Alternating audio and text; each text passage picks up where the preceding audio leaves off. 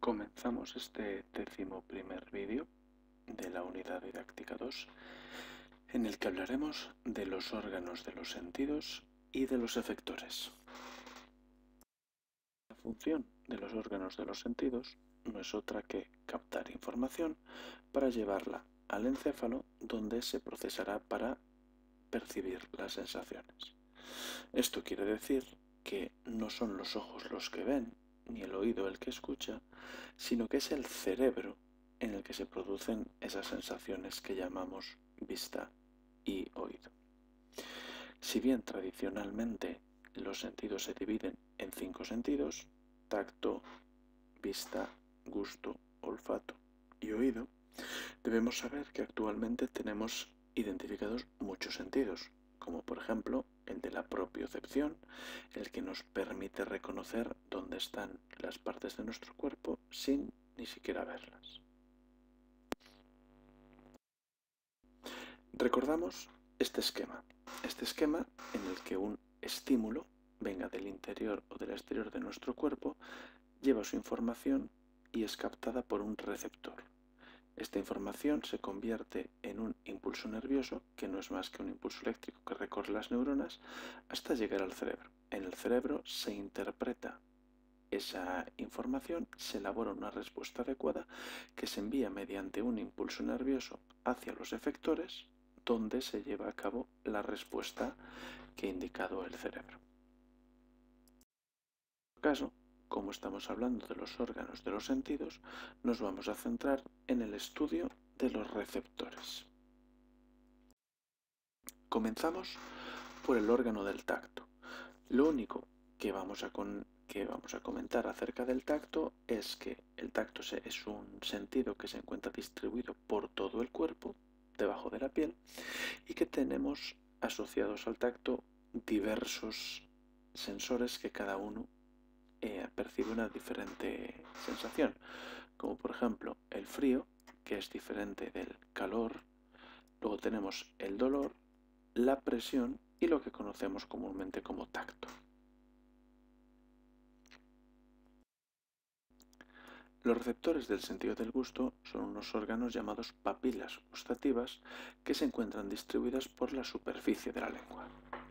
Estas papilas gustativas reciben sustancias químicas que dan lugar a las diferentes sensaciones de sabor. Tenemos 5 sabores identificados, que son amargo, salado, dulce, umami y ácido. Para cada uno de estos sabores tenemos una papila gustativa especializada. Sin embargo, estos 5 sabores no hacen referencia a todos los diferentes sabores de los que nosotros hablamos, puesto que a veces hablamos del sabor a fresa o del sabor a chocolate. Esto es así porque lo que conocemos como sabor es una unión entre el sentido del gusto y el sentido del olfato. Todo aquello que nosotros comemos a través de la faringe lleva algunas sustancias olfativas hasta la pituitaria, donde se transforman en sabores. Entonces, lo que conocemos como sabor, insisto, es la mezcla entre el sentido del gusto y el sentido del olfato, lo que explica por qué cuando estamos enfermos, con la nariz congestionada o con gripe, percibimos mucho menos los sabores. En cuanto al olfato, podemos decir que cuando entra aire con diversas sustancias que son capaces de generar una sensación olfativa, estas sustancias llegan a la pituitaria. En la pituitaria tenemos una serie de neuronas de sensores especializados en percibir cada uno de los diferentes olores. Es decir, se genera un sensor nuevo por cada olor nuevo que percibimos. Esto explica por qué somos capaces de percibir olores que hacía años que no percibíamos y los identificamos con mucha facilidad. No solo por esto, sino porque además la pituitaria está muy conectada, muy relacionada con la memoria. Hablemos entonces de el oído. Conviene tener en cuenta que el sonido se produce por vibraciones en el aire.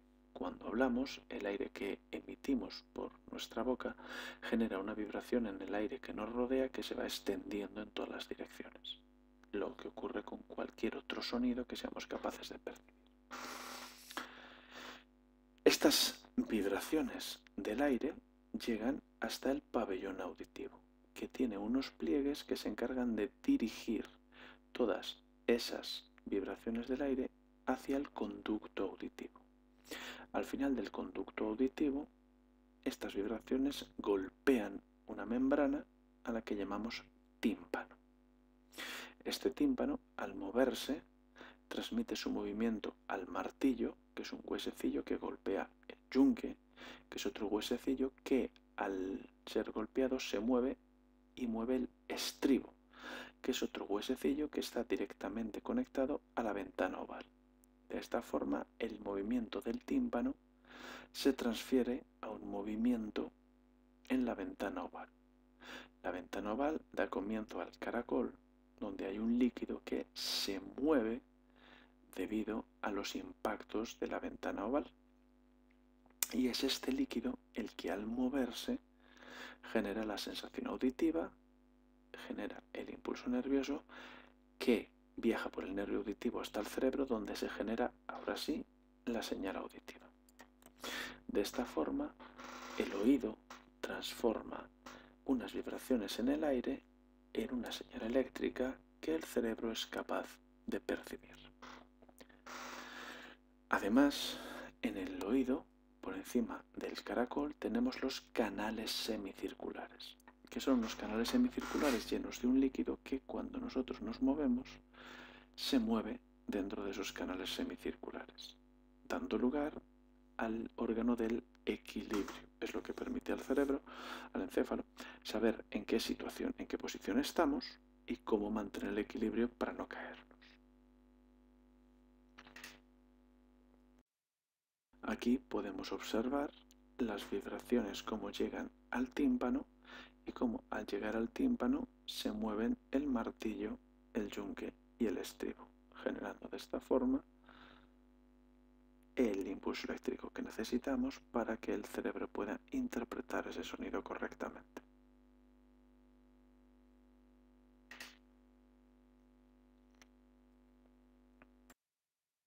Hablemos pues ahora de la vista y nos centramos en el estudio del ojo. Lo primero que se encuentra la luz al acercarse al ojo es la córnea, que es una capa transparente que protege al ojo para que no se estropee, para que no entre suciedad ni nada similar. Una vez que atravesamos la córnea, la luz atraviesa un agujero negro que conocemos como pupila. Es decir, la pupila no es más que un agujero que permite el paso de la luz. Si hay mucha luz en el ambiente, la pupila tiene que ser pequeña para que la luz que entra no dañe el interior del ojo. Del mismo modo, si hay muy poca luz, la pupila tiene que ser muy grande para que entre la mayor cantidad posible de luz y veamos con mayor claridad.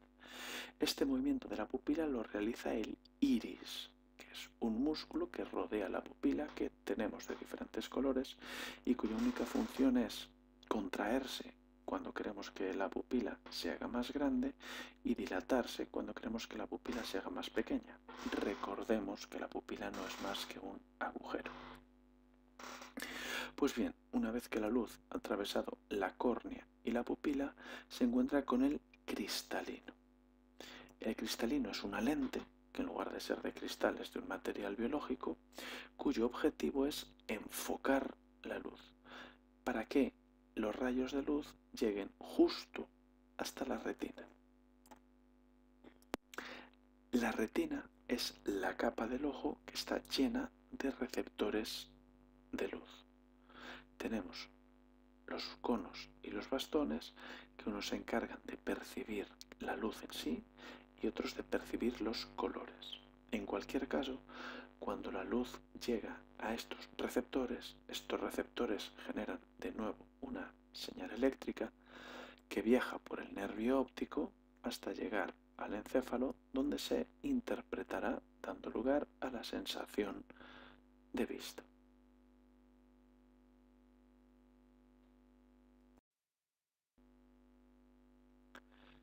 En esta imagen podemos ver cómo el cristalino se encarga de enfocar los diferentes rayos de luz para que lleguen a un punto y se vea claramente la imagen que vemos del exterior.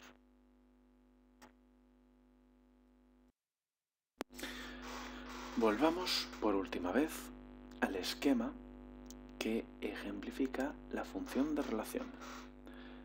Tenemos un estímulo, que es una pieza de información que es capaz de ser percibida por el organismo y susceptible de generar una respuesta, que es percibida por un receptor especializado en percibir ese estímulo.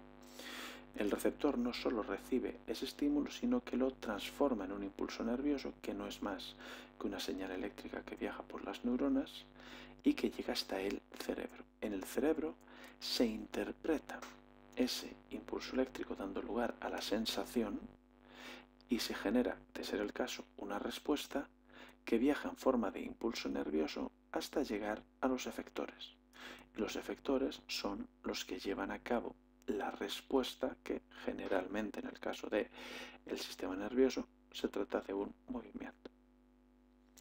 Lo único que nos queda ver para terminar esta parte de función de relación son los efectores y por lo tanto las respuestas. Los efectores son aquellas partes del cuerpo que se encargan de llevar a cabo las respuestas que genera el sistema nervioso, que son en su mayor parte movimientos.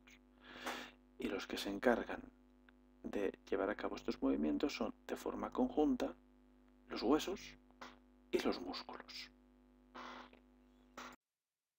Empecemos por el esqueleto. ¿Qué es el esqueleto? ¿Cuál es la estructura del esqueleto? El esqueleto no es más que la unión de todos los huesos que tiene un ser vivo, en este caso, un ser humano. La función de estos huesos es doble. Por un lado, tienen que proteger los órganos. Ya hemos visto cómo el cráneo protege el encéfalo, las costillas protegen los pulmones y el corazón, o las vértebras protegen la médula espinal. Pero además, los huesos trabajan conjunto de los músculos para lograr el movimiento. Y por último, las articulaciones. Las articulaciones son la unión entre dos huesos. Tenemos articulaciones móviles, como codos y rodillas, que dan lugar a mucha movilidad. Tenemos articulaciones fijas, que son la unión entre dos huesos que no dan lugar a ningún tipo de movimiento, como pueden ser, por ejemplo, la unión de los huesos del cráneo. Y tenemos articulaciones semimóviles, que son aquellas que dan lugar a movimiento, pero muy ligero, como pueden ser las articulaciones de las costillas o de las vértebras. Y esto es lo que necesitamos saber acerca del esqueleto. Por otro lado, tenemos los músculos, la musculatura. Los músculos, como ya estudiamos para el primer examen, están compuestos por fibras que se contraen en respuesta a un impulso nervioso. Es decir, son fibras que cuando les llega un impulso nervioso, ya hemos visto cómo a través de las neuronas, lo que hacen es contraerse, de tal forma que cuando el cerebro quiere conseguir que un determinado movimiento, lo que hace es mandar una señal al músculo y este músculo se contrae. Por lo tanto, ¿cuál es la función de los músculos? La función de los músculos es lograr el movimiento gracias a los huesos. Cuando un músculo se contrae, ese músculo tira de un hueso y eso es lo que genera el movimiento. Como los músculos, como ya hemos explicado, solo saben contraerse, lo único que son capaces de hacer cuando les llega un impulso nervioso es contraerse, estos músculos tienen que estar colocados por pares, haciendo movimientos opuestos, de tal forma que contraer un músculo implica soltar otro músculo u otros dos, y de tal forma que cuando esos músculos que se dilatan cuando uno se contrae, al contraerse dilatan el opuesto, haciendo de esta forma un trabajo de movimientos opuestos que permite contraer y estirar cualquier músculo del cuerpo. Por último nos faltan los tendones, que son los tejidos gracias a los cuales los músculos se insertan en los huesos. Hemos dicho que los músculos al contraerse tiran de los huesos, y esto es porque están unidos físicamente a los huesos. Y hasta aquí lo que teníamos que decir acerca de los efectores. Recordemos que como efectores entendemos tanto los músculos como los huesos, ya que son los dos en combinación los que permiten que el movimiento se lleve a cabo.